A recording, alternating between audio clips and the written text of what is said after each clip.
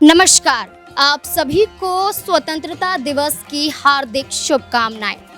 आज हमारे देश को अंग्रेजी हुकूमत से आज़ाद हुए पूरे 78 साल हो चुके हैं, लेकिन क्या आज भी हम आज़ाद हैं? जंग, संघर्ष और एक उम्मीद से बड़ी जीत होती है, देश आज़ाद हो जाता है। लेकिन आज़ाद भारत में भी क्या हम आज़ाद हैं? क्या अपने ही देश में अपनों के बीच रहकर अपनी समस्याओं से लड़कर क्या हम और आप सही मायनों में आज़ाद हैं? चलिए आज न्यूज़ रूम में अपने सभी सहभागियों के कुछ अनसुने किस्सों के बारे में चर्चा करेंगे। आखिरकार कैसे उन्होंने अपनी सभी परेशानियों से लड़कर जीत हासिल की, कैसे अपनी समस्याओं से उभरकर वो आज़ाद हुए।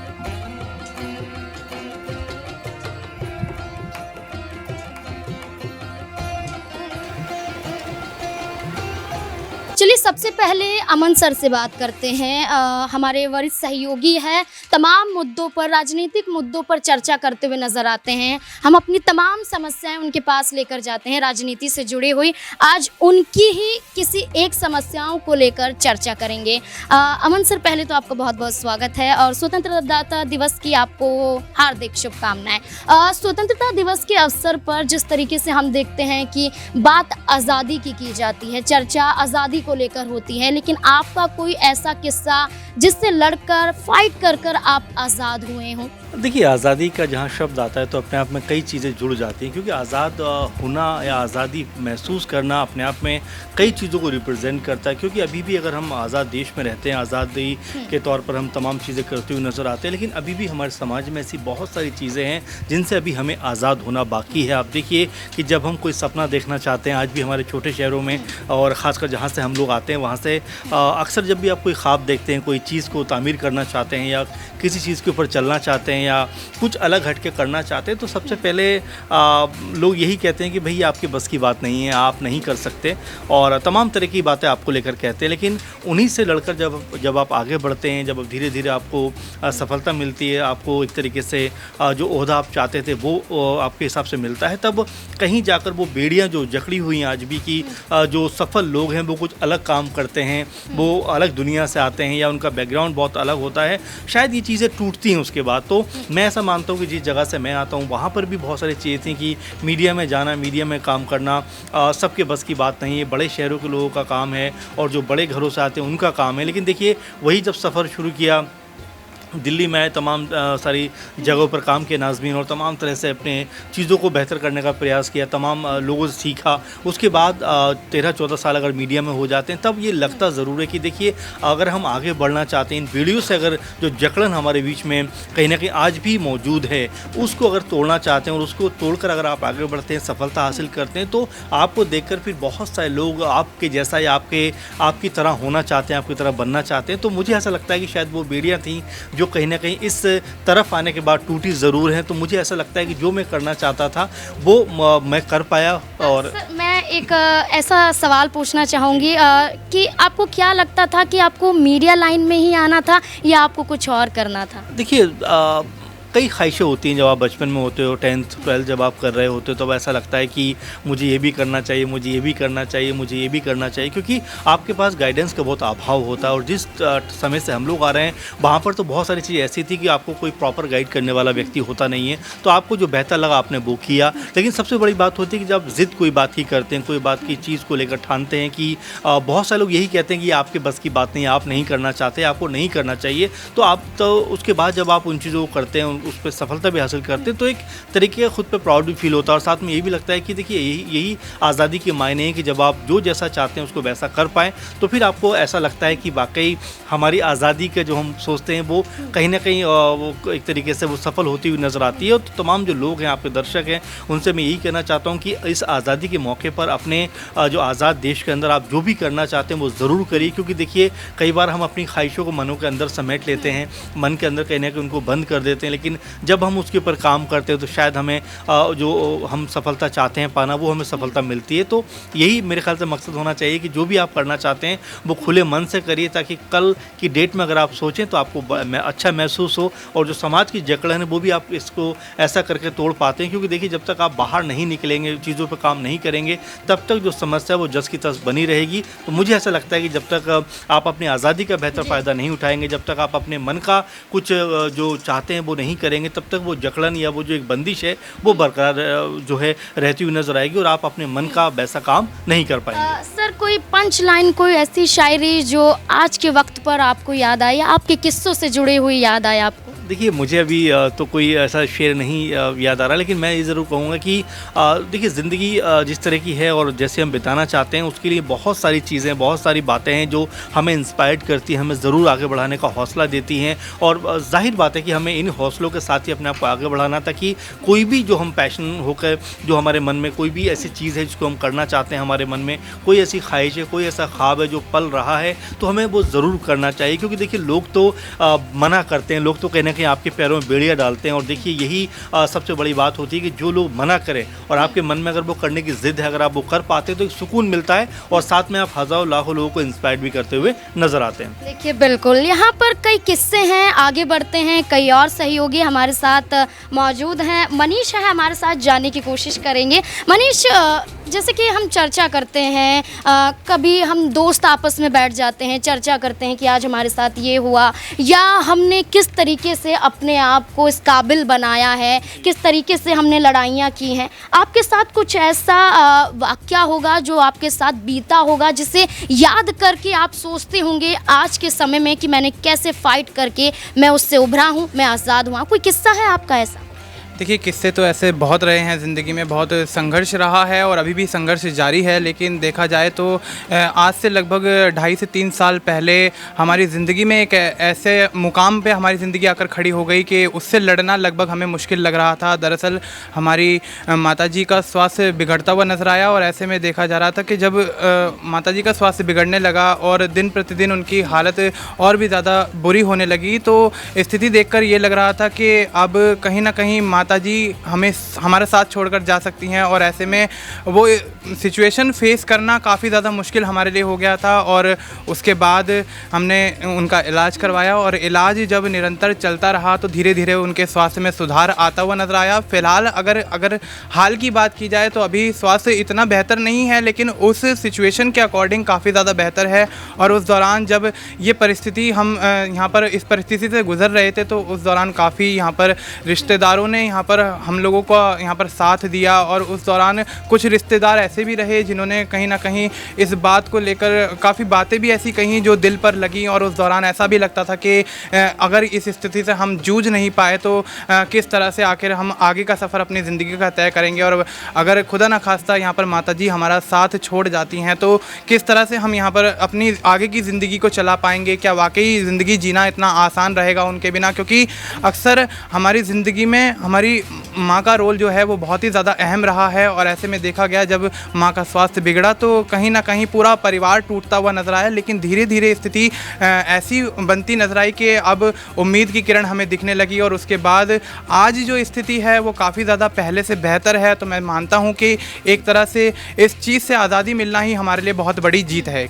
देखिए, माँ का साथ होना बहुत बड़ी बात होती है। माँ साथ है तो फिर फिक्र नहीं होती है, चिंता नहीं होती है। लेकिन जिस तरीके से हम आज़ादी के दिन को सेलिब्रेट करते हुए नज़र आ रहे हैं, मनीष कुछ लाइनें कहेंगे क्या आप? जिस तरीके से आप शायरी करते हैं, जिस तरीके से आप लोगों को कहीं ना कहीं अपनी शायरियों के ज़रिए ये दर्शाने की कोशिश की जाती है कि किस तरीके की आपकी पर्सनालिटी है, आप कुछ कहना चाहेंगे इस अवसर पर?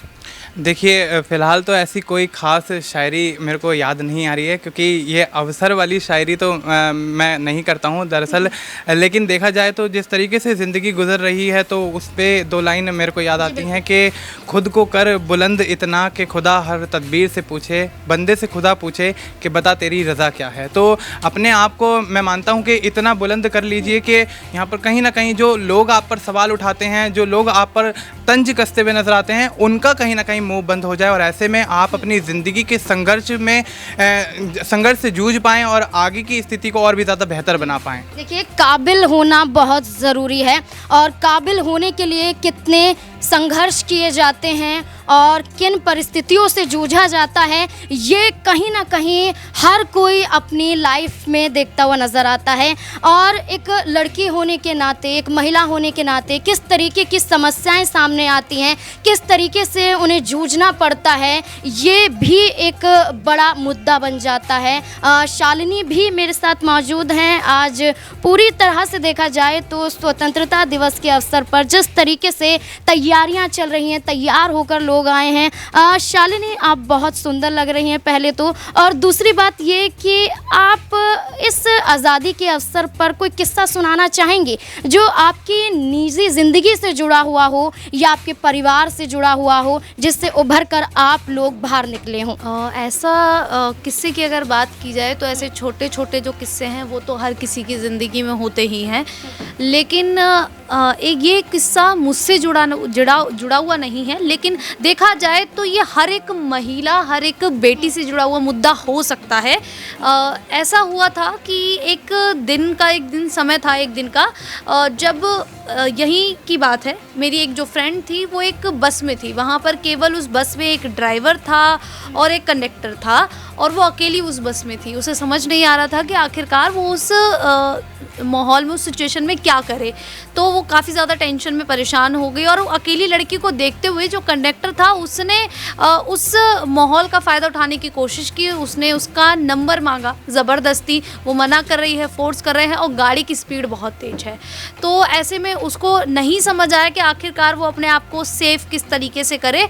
तो उस कंडीशन में उसने सिर्फ यही किया, उसने नंबर दे दिया, लेकिन उससे यही बोला कि भाई बस उसे बस से जो है कि नीचे उतार दीजिए।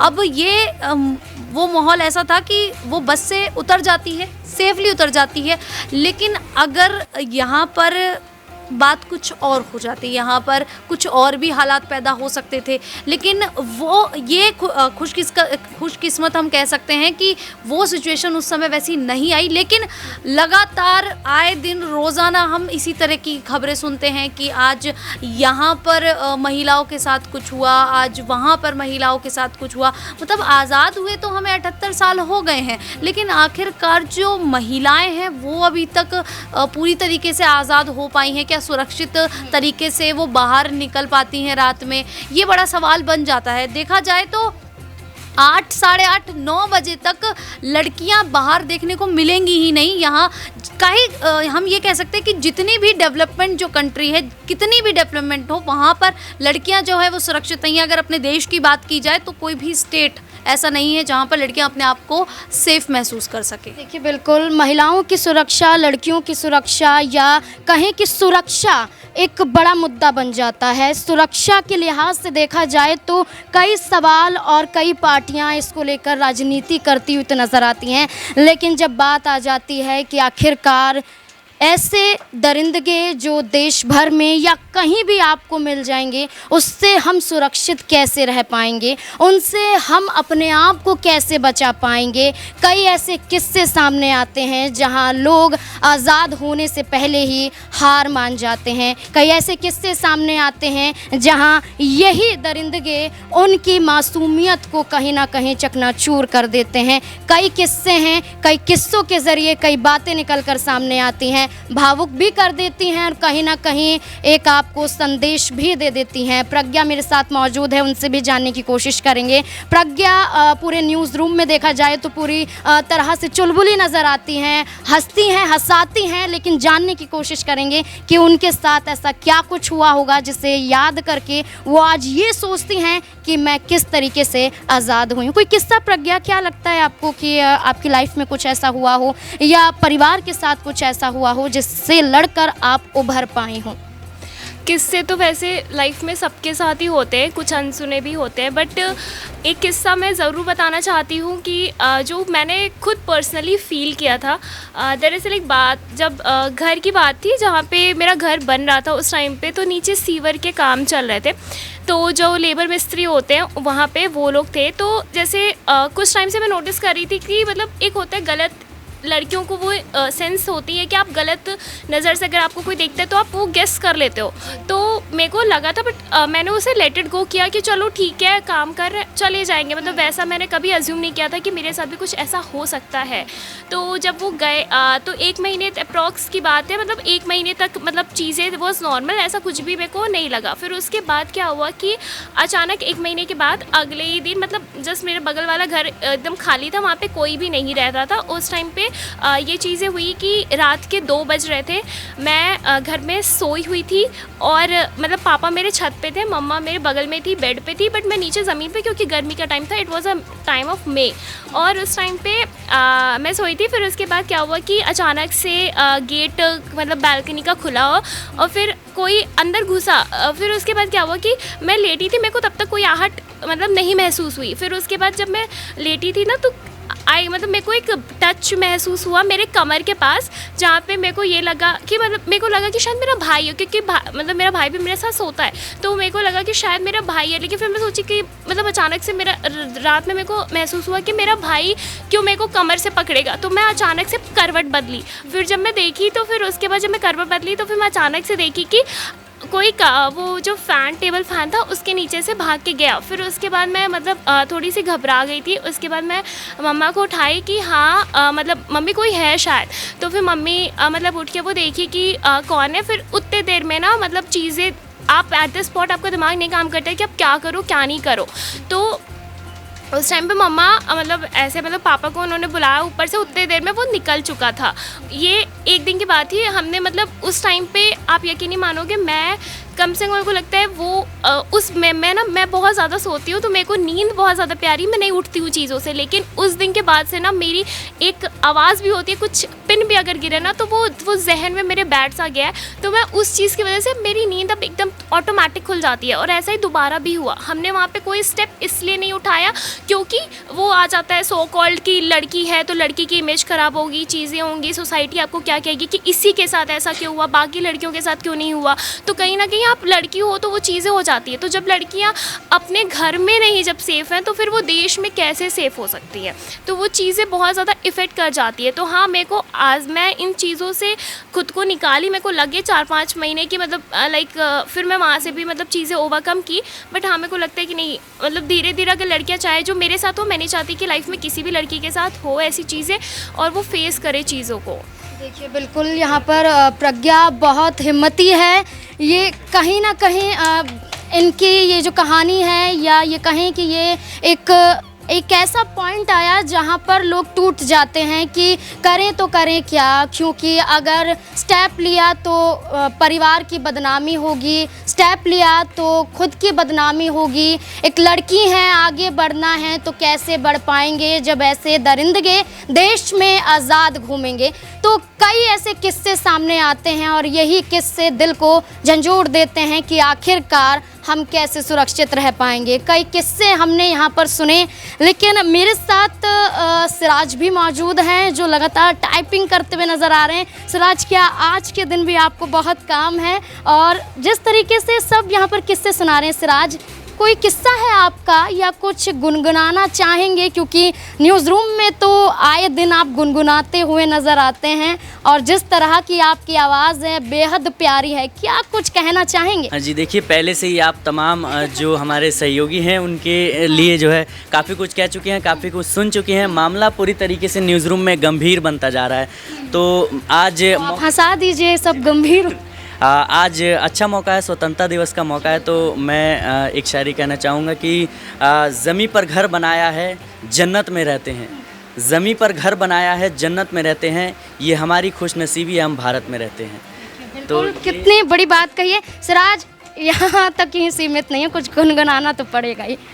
जी, देखिए, अब आप स्कूल के दिनों की याद दिला रहे हैं। जब हम छोटे छोटे थे तो ड्रेस पहन के जाया करते थे और पार्टिसिपेशन किया करते थे, गाने गाया करते थे। तो मैं थोड़ा सा 2 लाइनें सुनाना ज़रूर चाहूँगा। हर करम अपना करेंगे, हर करम अपना करेंगे, ऐ वतन तेरे लिए दिल दिया है जान भी देंगे, है वतन तेरे लिए। तू मेरा कर्मा, तू मेरा धर्मा, तू मेरा अभिमान है वतन महबूब मेरे, तुझ पे दिल कुर्बान है वतन महबूब मेरे, तुझ पे दिल कुर्बान है।